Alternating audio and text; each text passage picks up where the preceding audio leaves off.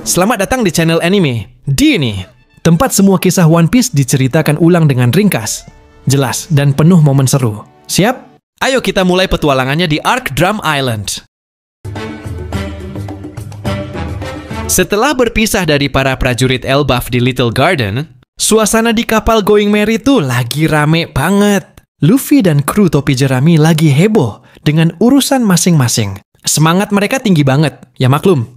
Petualangan di Grand Line baru aja dimulai, bro. Tapi di tengah keriuhan itu, Nami kelihatan beda. Dia kelihatan capek banget dan bilang mau istirahat sebentar. Nggak lama, bro, dia jatuh pingsan. Vivi yang panik langsung teriak manggil yang lain. Pas dicek, ternyata Nami demam tinggi banget. Semua langsung panik dong. Vivi bilang kemungkinan besar itu gara-gara perubahan cuaca ekstrim di Grand Line.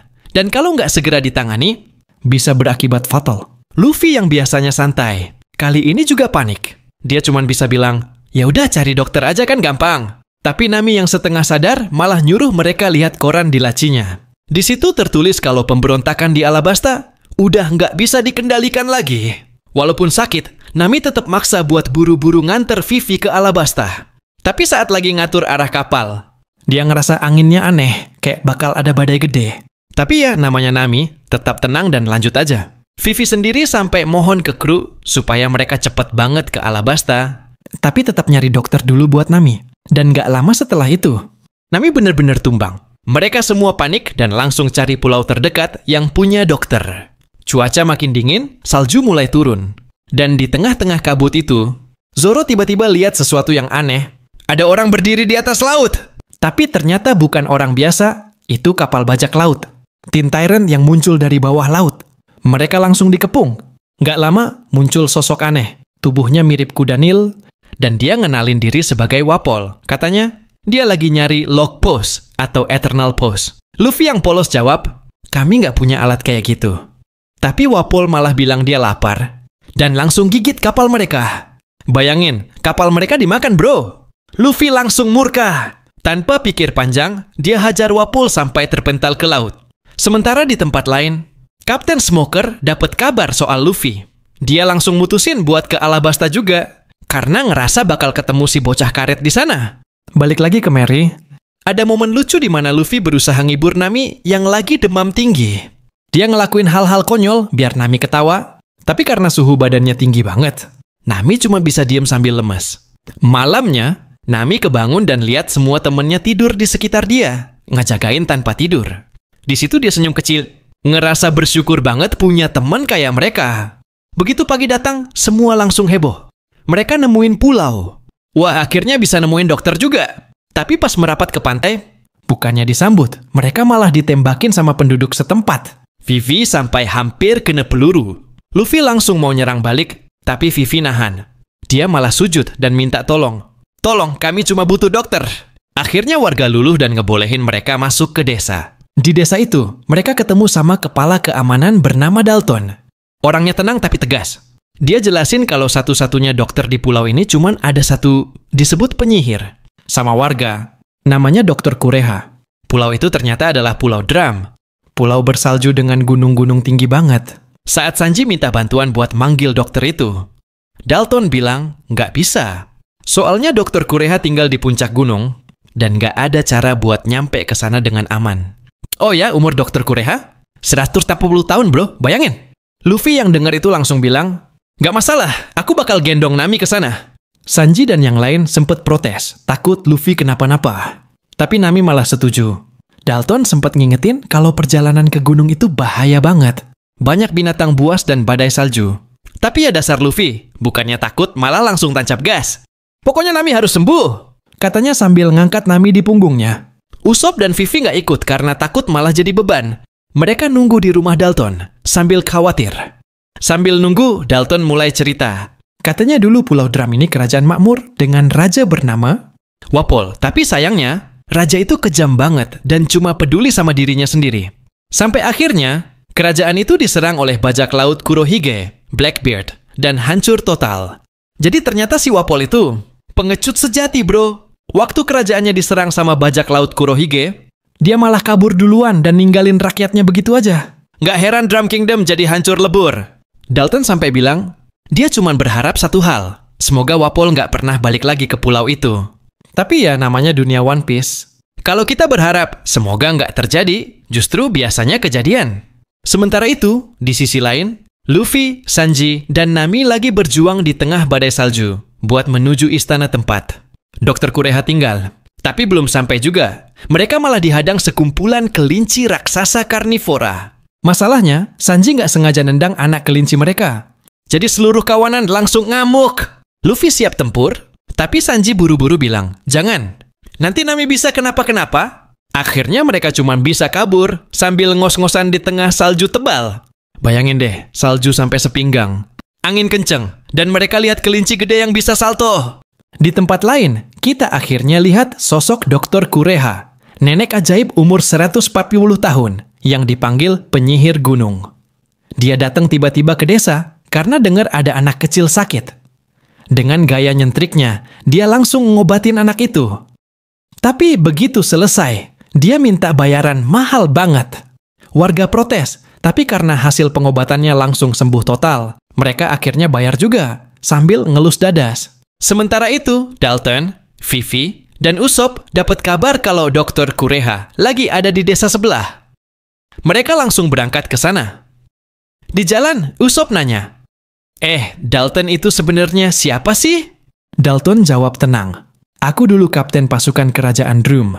Tapi waktu Raja Lama meninggal dan diganti anaknya, Wapol, segalanya berubah. Dalton cerita, Wapol tuh egois banget. Dia ngasingin semua dokter di kerajaan, cuma nyisain 20 orang buat jadi dokter pribadi kerajaan. Rakyat yang sakit, ya biarin aja. Pokoknya, kerajaan itu berubah jadi tempat yang nyebelin banget.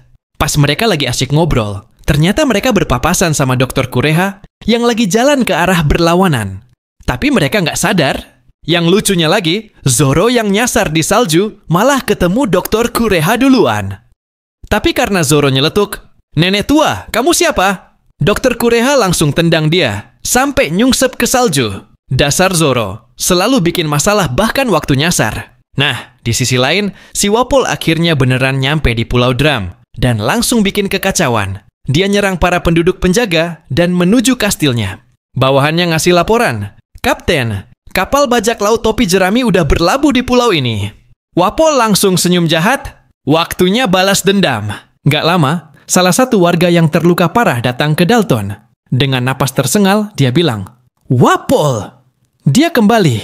Dalton langsung geram. Sementara itu, Luffy dan Sanji masih berjuang mendaki gunung Drum Rukis, tempat Dr. Kureha tinggal. Tapi di tengah jalan, kawanan kelinci raksasa itu muncul lagi.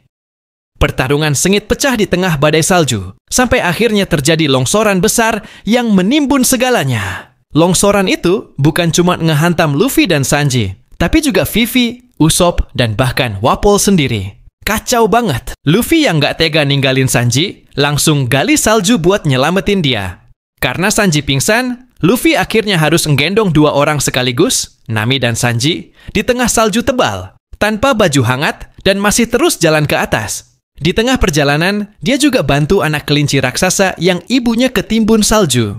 Momen itu nyentuh banget, karena kelinci yang tadinya musuh malah ngeliat Luffy dan jadi kagum sama keberaniannya. Tapi perjuangan Luffy belum selesai. Di tengah jalan menuju puncak, dia diserang lagi oleh Wapol dan 2 bawahannya. Luffy nggak bisa balas karena takut nyakitin Nami yang digendongnya. Jadi dia cuma bisa terus lari, nembus badai dan salju. Untung aja kelinci raksasa yang tadi ditolongnya datang dan bantu ngusir anak buah Wapol. Setelah lolos, rintangan terakhir Luffy adalah gunung itu sendiri. Drum Rukis berdiri tegak dan curam, licin banget dan dinginnya nusuk sampai tulang. Tapi Luffy tetap panjat, tangan telanjang, tanpa perlindungan, sambil gendong 2 orang di punggungnya. Di bawah sana, Vivi, Usopp, dan Zoro juga selamat dari longsor. Tapi mereka harus lawan pasukan Wapol yang tersisa. Setelah berhasil ngalahin mereka, mereka buru-buru nyari Dalton yang ketimbun salju. Balik lagi ke Luffy. Di tengah perjalanan naik, tangannya sampai berdarah-darah. Kulitnya membeku, tapi dia nggak berhenti. Aku nggak boleh berhenti. Nami harus sembuh, katanya pelan tapi tegas. Akhirnya, Setelah perjuangan panjang dan berat, Luffy sampai juga di puncak Drum Rukis. Tapi begitu sampai, tubuhnya udah nggak kuat lagi. Ia jatuh pingsan. Untung aja Dr. Kureha muncul tepat waktu bersama seekor rusa kecil berbulu coklat yang nantinya kita kenal sebagai Tony Chopper. Mereka berdua segera menolong Luffy, Sanji, dan Nami dari salju tebal itu. Dan di sanalah awal pertemuan luar biasa antara Luffy dan calon dokter baru kru topi jerami dimulai. Begitu sadar, Nami langsung kaget karena lihat seekor rusa berhidung biru yang bisa ngomong. Rusa bisa ngomong? Katanya melongo. Si rusa malu-malu, dia ngumpet di balik pintu sambil celingak-celinguk. Itulah Tony Chopper. Dokter Kureha datang dan mulai jelasin kenapa Nami bisa jatuh sakit. Ternyata Nami digigit serangga tropis di Little Garden. Dan gigitan itu nyebarin bakteri berbahaya yang bikin demam tinggi. Nami langsung ingat, waktu itu dia pakai baju terbuka pas berburu dinosaurus di Little Garden. Yah, salah sendiri sih, kata Dokter Kureha santai. Sekarang kamu harus dirawat 10 hari di sini. Nami tentu aja protes. 10 hari, aku harus segera ke Alabasta. Tapi Kureha langsung menatap tajam. Kalau kamu maksa turun dari ranjang, aku sendiri yang bikin kamu koma lagi. Langsung diam deh Nami. Sementara itu, di kamar sebelah, Luffy juga lagi dirawat. Chopper memperhatikan dia yang tidur pulas dengan kagum. Dalam hati, Chopper terinspirasi sama keberanian Luffy, yang sampai mempertaruhkan nyawanya buat temannya. Tapi begitu Luffy bangun, hal pertama yang keluar dari mulutnya adalah lapar. Begitu lihat Chopper, matanya langsung berbinar. Wah, rusa, daging. Luffy dan Sanji kompak, ngejar-ngejar Chopper buat dijadiin makan malam. Sampai si Chopper kabur panik muter-muter kastil sambil teriak, "Aku bukan makanan." Di sisi lain, Nami penasaran dan nanya ke Dokter Kureha, kenapa rusa itu bisa ngomong? Kureha menjelaskan bahwa Chopper adalah rusa kutub yang memakan buah iblis Hito-Hitonomi yang memberinya tubuh dan akal manusia. Dia juga bilang, semua ilmu medis yang dia miliki sudah dia ajarkan ke Chopper. Artinya, Chopper sebenarnya dokter juga. Sementara itu, di desa Bighorn, warga berhasil nemuin Dalton yang terkubur salju. Sayangnya, jantungnya sudah berhenti berdetak. Balik lagi ke kastil, Luffy tiba-tiba ngelontarin ide konyol. Dokter Kureha, ikut aku jadi dokter di kapal topi jerami. Kureha langsung sangakak. Anak bodoh, ngapain aku buang waktu buat itu?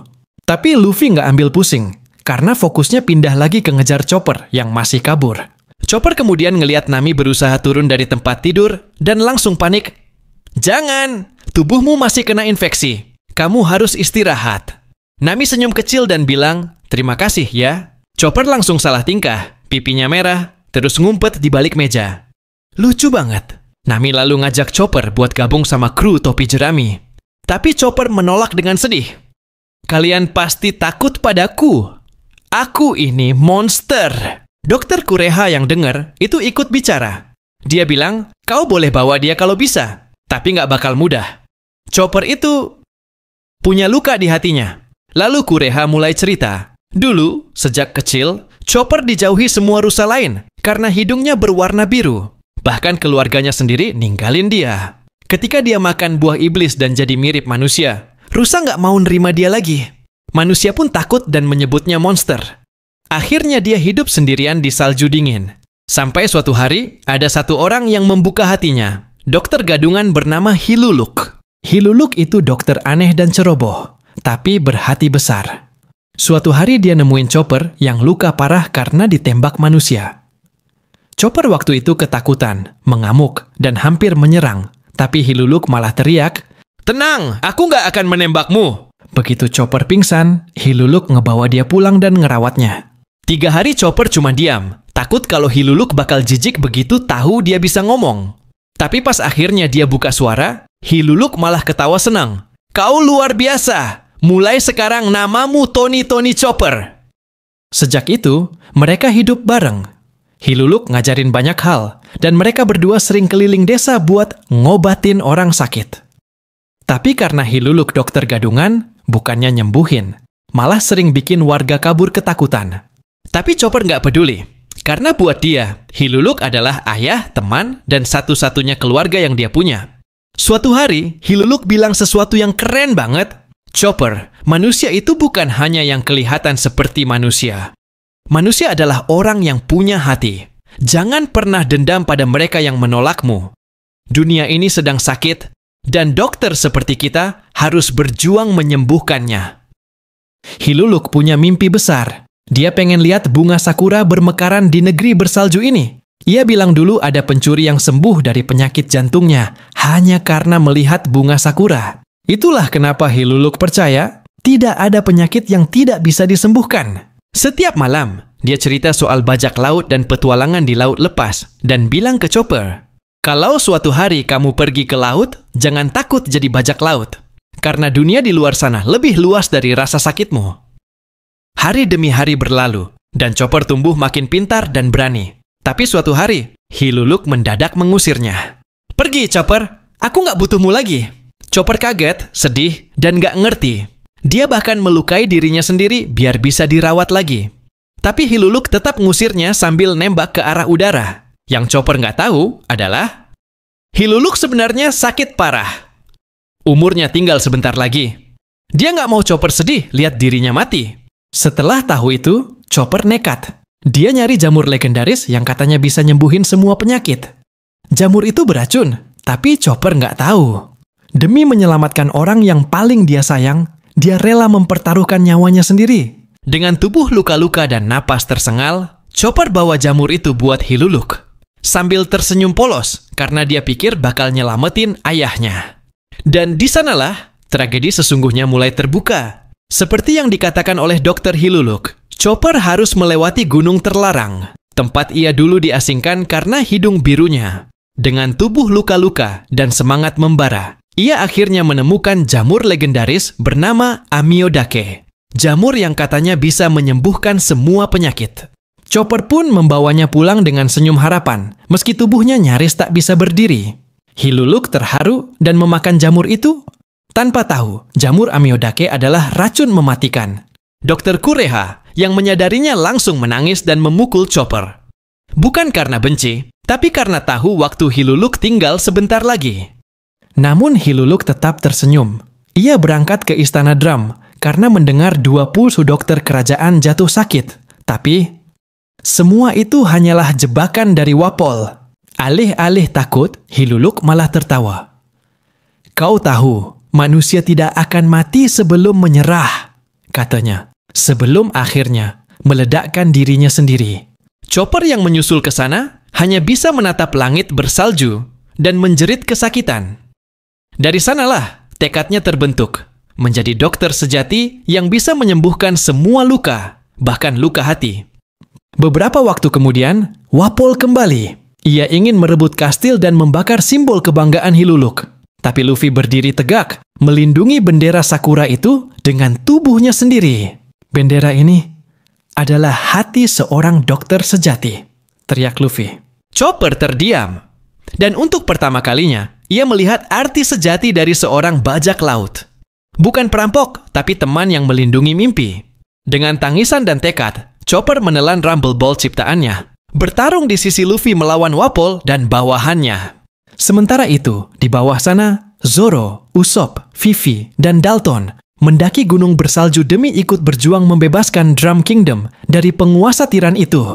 Dan saat salju turun lembut di atas kastil, pertarungan terakhir pun dimulai. Luffy akhirnya menendang Wapol begitu keras hingga ia terbang entah kemana. Semua orang di Drum Kingdom bersorak bahagia. Kerajaan tiran itu akhirnya tumbang.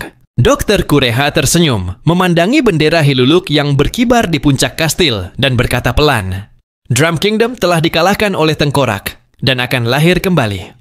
Tak lama, Dalton dan rombongan datang.